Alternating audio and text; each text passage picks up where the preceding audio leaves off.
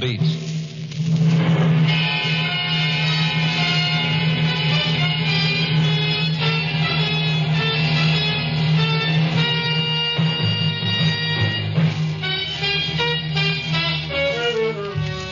Hi, this is Randy Stone. I cover the night beat for the Chicago Star. You know, stories start many different ways, but this one began modestly enough with a 0 on a typewriter. That's right, cipher, naught, nothing. But to one man of Chicago's 4 million, that 0 meant death. Night Beat, starring Frank Lovejoy as Rudy Stone.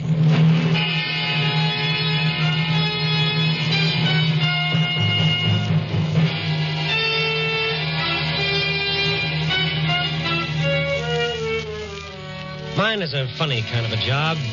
When that evening sun goes down, I start walking through the dark city, peering into bleak alleys, wandering through the bright neon, listening to the sounds of a city at night, the whisper of footsteps, the shattering roar of an L train, the sob of an ambulance siren. I wander up the boulevards, down the back streets, searching for something in the dark city. And what exactly is it that I seek? Brother, it's something more elusive than the farthest star. I seek the city's heart.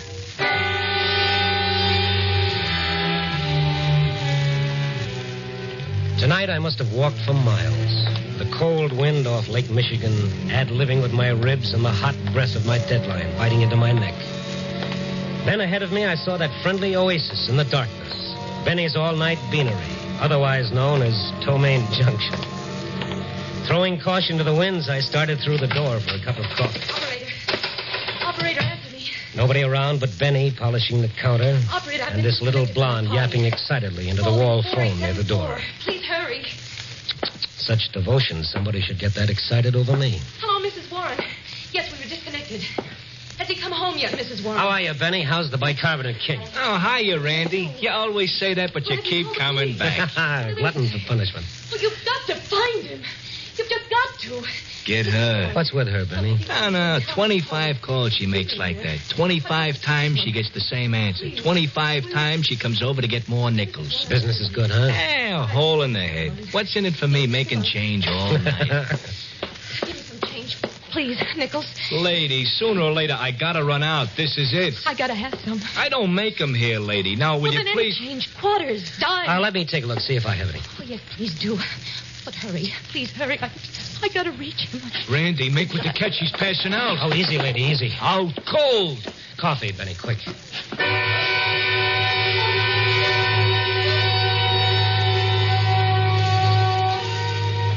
There's one thing I'll say. If Gabriel's trumpet doesn't succeed in waking the dead, all they've got to do is send for some of Benny's coffee. After I got a couple of sips down the girl's throat, she started coming out of it. Tears rolling down her face, her whole body trembling with sobs. Oh, come on now. Now stop it, honey. Stop it. What happened to me? You passed out, but good. What time is it? Oh, it's 9:45. I've got to find him. I've just got to. Oh, now, take it easy. You're still shaky. Now, come on. Have a few more sips of this so-called coffee. Oh, no. Well, if you think Benny's coffee is bad, you ought to try his hamburgers. I've just got to find him. Who have you got to find? The man. What man? The man I killed.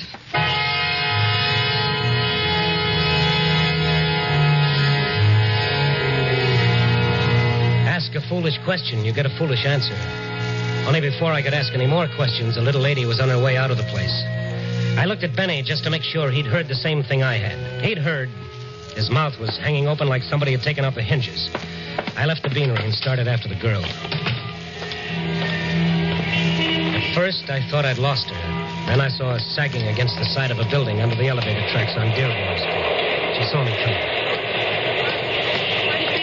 What do you want? Oh, I'm just an old busybody. I don't know what to do. I'm going crazy. I should call Mrs. Warren again. Maybe he came home. Who? That man. The man you killed, huh? Well, that makes sense. Now listen, Oh, lady. you don't understand. You just don't understand. This you can be sure of. I've got to find him. I've just got to. You've killed him, but you've got to find him. Yeah. I must go. Please let me go. I'm not holding you, kid. I don't know where to turn. You don't want to go anyplace, do you? You want help. All right, here it is. I don't know you. My name is Stone. Now that we're formally introduced. The newspaper columnist? Well, man's got to eat. Maybe you can help. Maybe you can, Mr. Stone. Yeah, but first I've got to know why you keep calling the home of the man you killed to see if he's gotten in yet. This is slightly confusing. All right, I'll tell you. My name is Ruth Baker. I'm receptionist and secretary for Dr. Stanley Loring. The specialist? Yes. Go ahead. There was a man, Philip Warren. A week ago, he saw Dr. Loring for an examination. Today, this afternoon, he came back for the report. I was in the outer office when Mr. Warren left the consultation room. He looked strange. Strange and frightened.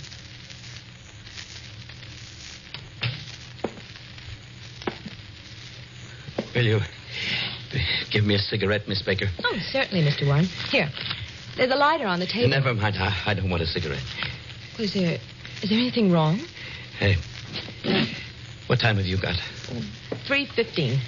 You're a minute slow. All that? But a minute is important. Very important. If you're going to catch a train. No, it's always important. Well, yes, I suppose it is. Oh, yes. You know, I've lived all my life that way. Paying attention to time. Being punctual. My wife considers it a nuisance. Do you? Oh, I'm afraid I hadn't thought You of... should. Everyone should. Time.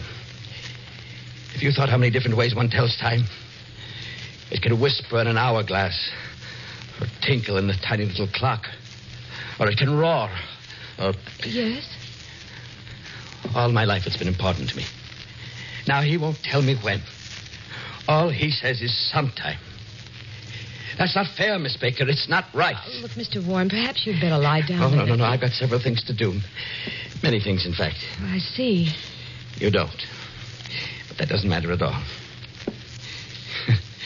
You know, in my office, I can hear the chimes of the clock in the tower above me. I've always listened to them. I like them because time is important. But I never heard them chime midnight. Midnight? I guess midnight is a special time. It's neither tomorrow or today. It's in between. Tells a man that the day is over. Another one's going to begin. It's like standing on the edge. Goodbye, Miss Baker. Goodbye, Miss Baker. Yes, Doctor. Miss Baker, will you come in, please?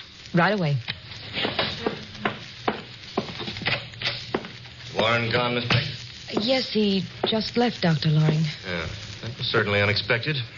I was almost certain it wasn't that serious. Well, put his examination report back, will you? Yes, sir. The closed file, Miss Baker. The closed? Yes. Oh, I'm sorry. What was it? An inoperable condition? Oh, now I see. See what, Miss Baker? Why he acted so strangely. Oh, don't worry. He'll go home, think about it. When the first shock wears off, he'll accept it. What else can he do? What else can anyone do?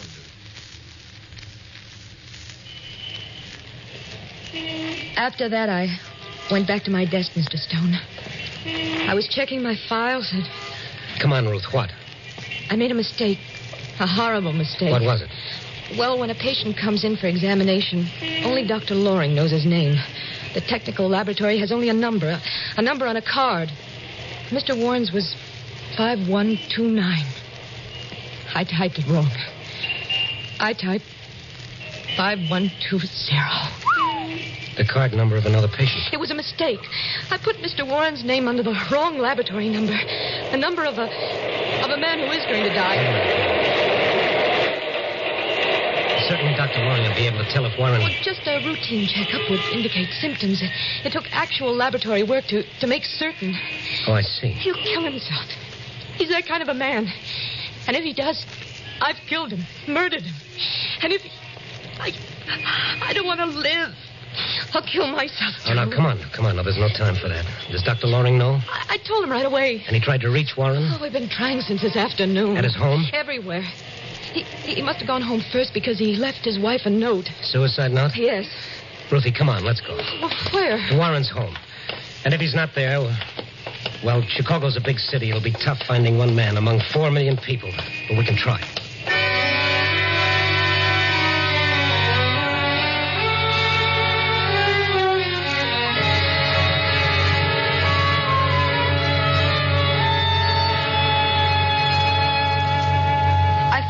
when I got home, Mr. Stone.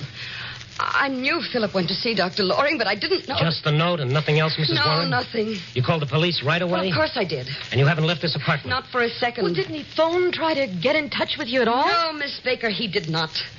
And if my husband isn't found before he kills himself, I'll see to it that I've been telling you it was a mistake. Anyone could make a mistake like that. Mistake? To make a man believe he's going to die in horrible pain? No, that's no mistake. That's murder. The cruelest kind of murder. Don't, please. Get out of here and leave me alone. Wait Get out. Wait a minute, Mrs. Warren. Why crucify this kid because she made a mistake that could happen only once in a million years? To my husband. To anyone. Oh, leave me alone. You want to find him, don't you? Well, now, what kind of a question is that? A nice, reasonable question. You want to find him. All right, help us. But what can we do? By midnight, he'll be dead. The note he left said so. Someone's at the door. It might be him. I'll get it. Irma. Mr. Warren? Warren? Why, no. Paul. Yes. Paul, what did you find out? Oh, nothing. I checked every precinct station between here and the Oak Street beach. Paul, this is Mr. Stone. And the girl who... I see. Paul is a friend of Philip's. Yeah, there's nothing you said? No one's seen him. And no suicide report? Not his. It's 10 now. We've got 2 hours to find him. You know, that bothers me. Why should he choose exactly 12 o'clock to die? If you knew my husband, you'd understand why. The ticking of the clock was the most important thing in his life. You could set your watch by his schedule. Up at 7:30 in the morning. Never 7:28. Never 7:31, 7:30. Breakfast at 10 minutes to 8. Irma, we haven't time to worry about Philip's idiosyncrasies right now. We've got to find him. As the young lady said, we've only got 2 hours. I'm sorry. Try to think the way he would. What does he do for those 2 hours? Where does he go? What does he want to see? He's lived all his life doing things exactly the same way. That's all. Well, that's something. What are you getting at, Stone? Well, I was just thinking. Nobody ever lets go of life without holding on to something else. Nobody knows whether you can take a memory with you or not. Maybe it's just a face, a melody, a favorite place. Nobody knows, but we like to think so. Philip. Go ahead. What were you going to say? Well, that Philip would want to die exactly as he'd lived, knowing exactly when and where. That's what I mean, Mrs. Warren. What? I want a list of every place your husband might go. But... Tell him, Irma. Well, there are so many places. 100, 1,000. What's the difference? Write them down. I'll go with you, Stone. No, you stay here with Mrs. Warren. Somebody's got to be here if he shows up. And step on it with that list, Mrs. Warren. We've got a lot of places to cover by midnight. If we haven't found him, then we can cut our list down to one place. The county morgue.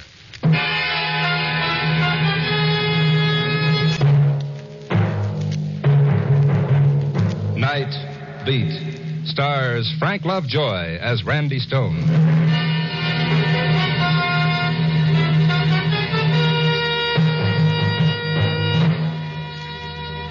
Find one man out of 4 million people. Find one place out of 1,000 square miles of city and do it in 2 hours, 120 minutes.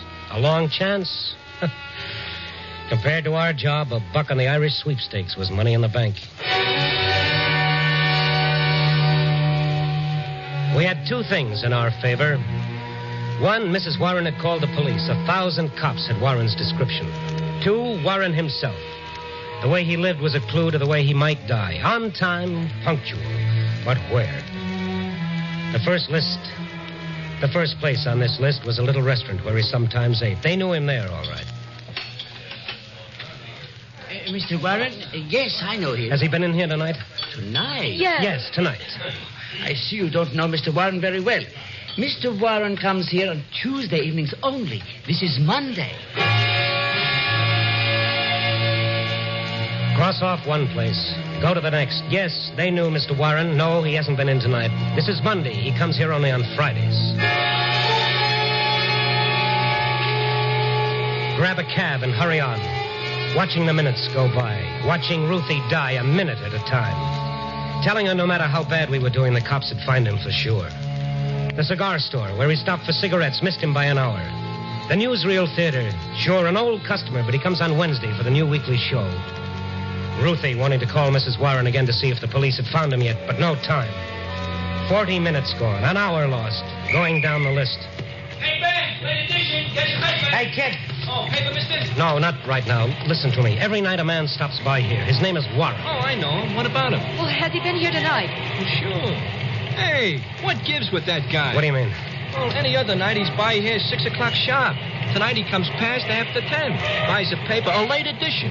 He's never done that before. In fact, I never seen him after 6. Which way did he go? Did he say anything to you? Nothing. All he does is buy the paper, walk away, and then he throws the paper away like he don't want it in the first place. Which way did he go? Straight up Michigan, that way. You got to admit it's unusual. Yes, I admit it. Thank you. Come on, cabby, move.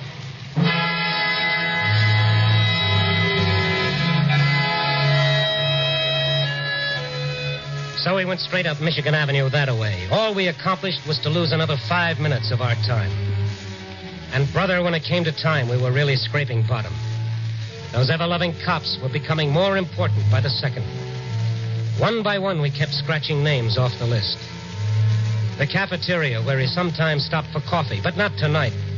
The drugstore, where he stopped for stamps, but not tonight. Then the last place on the list, the very last. A little cocktail lounge on Michigan Avenue. One of those she joints where the lights are so soft and low you can't watch the bartender watering the booze. Our 2 hours were just about all used up.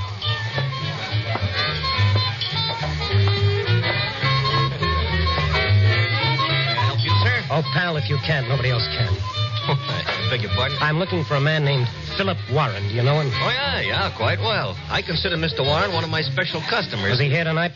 Well, why do you ask? We don't have time for anything but yes or no answers. Please, yes or no. I really don't feel I'm at liberty to discuss with complete strangers. Oh, Randy, it's not going to work. We're not going to find him. Something wrong with Mr. Warren? Well, to put it mildly, yes. Now, come on. Well, if you'll tell me why you Now, want listen, you please. see, it's not really proper to tell just anyone who happens to inquire. Pal, man. unless we find him in the next 15 minutes, Warren is going to die.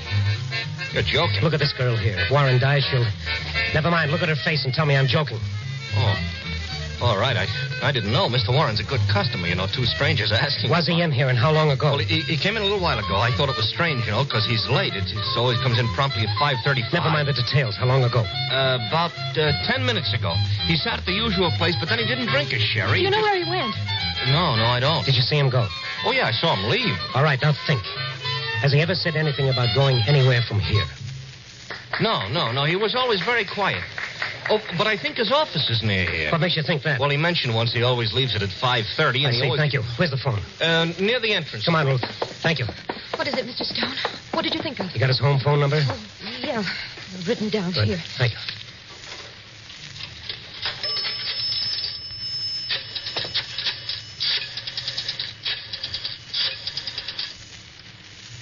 Why are you calling there? I want to know where his office is. But why? All his life, punctual, methodical. Everything to him was a habit.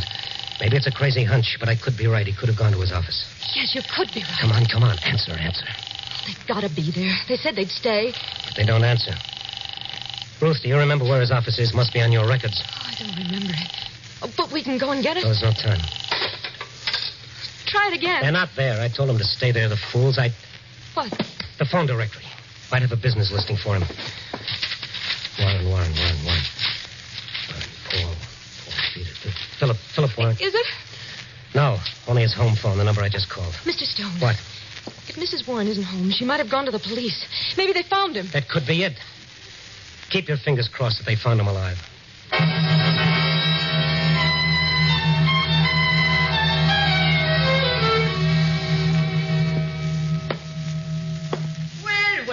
Randy Stone, snooping around this precinct for stories? I've got one, Mac. So? Listen, I'm in a hurry. You've got to tell me something. Why, sure, Randy. What? There's a general call-out for a man named Philip Warren. Have you got anything on it? I'll take a look. Warren? Philip Warren? That's right. Yes.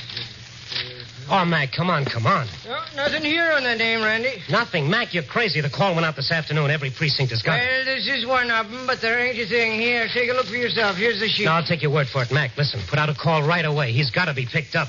He killed somebody? He'll kill himself. You hear that, Mac? He'll kill himself if he's not found before midnight. Before midnight? But that's just 15 minutes. Yes, I know.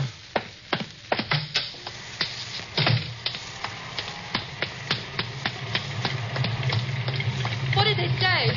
They didn't have a call for him. Well, that's crazy. They must have. Mrs. Warren, call the police. Yeah. Well, Just a minute, Cabby. Look, Ruth. Let's figure it. That last cocktail lounge, the bartender said Warren came in every evening at 5:35, that he left his office at 5:30. Mm-hmm. That makes his office a 5-minute walk from the cocktail lounge.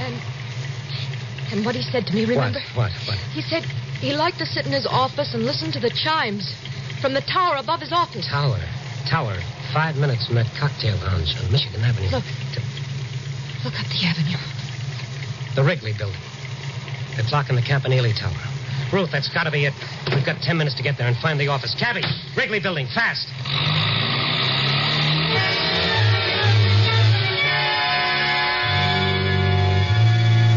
The red on the traffic lights didn't mean a thing, but it still took us 3 minutes to get to the Wrigley building. When we got there, the hands of the clock in the Campanile Tower pointed to 7 of 12. And as we looked up, the larger hand crossed out another minute of Warren's life. One more went by before the night watchman heard me pounding at the doors. And then he opened them. Hey, what's all the fuss? Look, my name is Stone. Chicago Star. Yeah, will that give you the right to pound on doors? No, please, just listen. Yeah? Does a man named Philip Warren have an office in this building? No, he ain't got no office. Are you sure? Sure, of course I'm sure. Man named Warren works here. But Philip Warren? Sure, works for Western Research. Did he come in tonight? Why? Stop asking questions, please. We've got to find him or he'll be dead. But he was all right when he walked in. All right, take us up to him. Hey, you've got to sign the in and out sheet just like everybody else. All right, we'll sign it. Just take us up. Yeah, okay. Got to use the freight elevator, though. Regular ones don't run at night, not this shop. I don't care which one we use. Just get us up to Warren.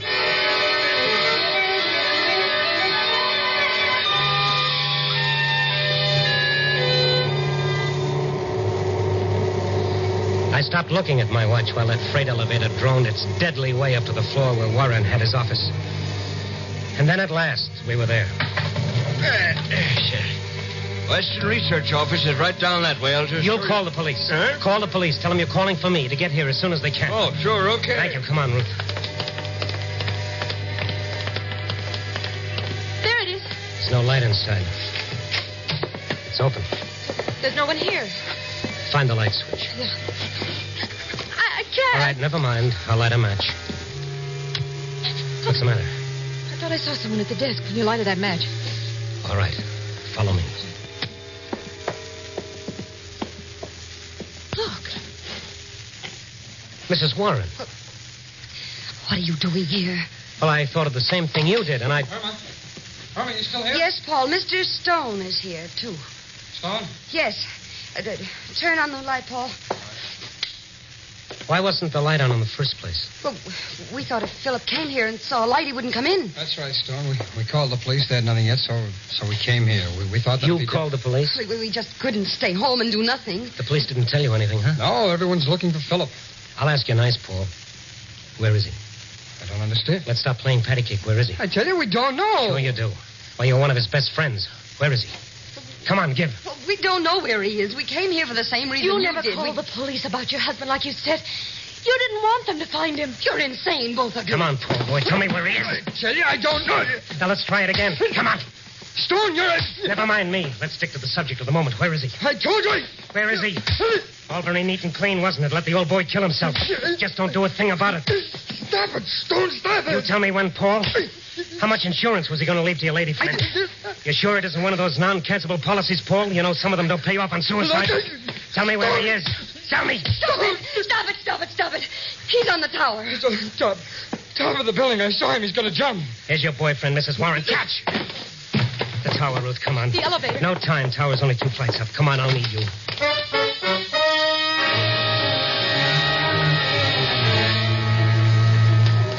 It was 1 minute of 12 when we took the first step of the 2 flights. The run-up was like one of those dreams in which you stand aside and watch yourself. There was a queer, impersonal detachment about it that made the horror even more real. And then we were out on the roof.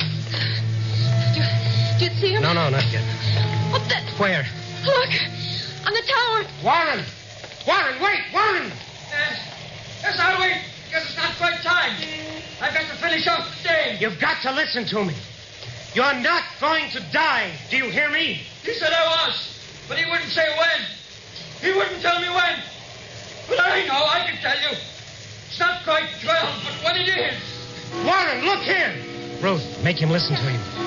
Mr. Warren! Look at me! You know who I am? Yes, I know. I know everybody in the world. And I can see everybody from here. Please! The report was a mistake. You're not going to die, do you hear? It was a mistake. Please, listen to me. You're lying. You're all lying. Everybody lied to me all my life. You stop her. I can't. I tell you I can't. And I know when I'm going to die. But you're not. It was a mistake. My mistake, not the doctor's. I swear. We're not lying to you. I swear it. Randy, why? Oh, mother in heaven. Get your boys ready, Mac. They're all set. But him? What about him? Keep talking, Luke. He's watching you. Keep talking. Mr. Warren, you're all right. Do you hear? You're not going to die. He said I was. He told me. It was a mistake. Please don't lie to me, please. It's the truth, Mr. Warren. You're not going to die. Do you believe it?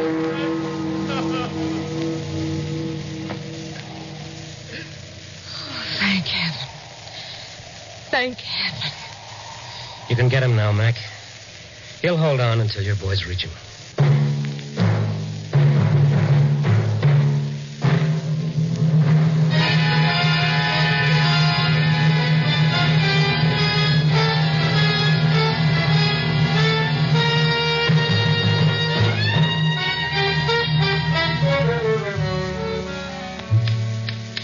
So here I sit, trying to write my story for tonight. But I keep hitting that one key. 0. 0, cipher, naught, nothing. Ah. Oh, dear. Someday, a nice, peaceful story is going to be written about a flock of happy little birds leisurely circling a burned-out world, wondering whatever happened to all those crazy two-legged characters who spent their lives knocking each other's brains out. What a nice thing to read that'd be. Yeah, but wait a second. Who'd write it? All right, you broken down two-bit philosopher. The makeup editor's got to go home, too. So let's get going. Hello? Give me a rewrite.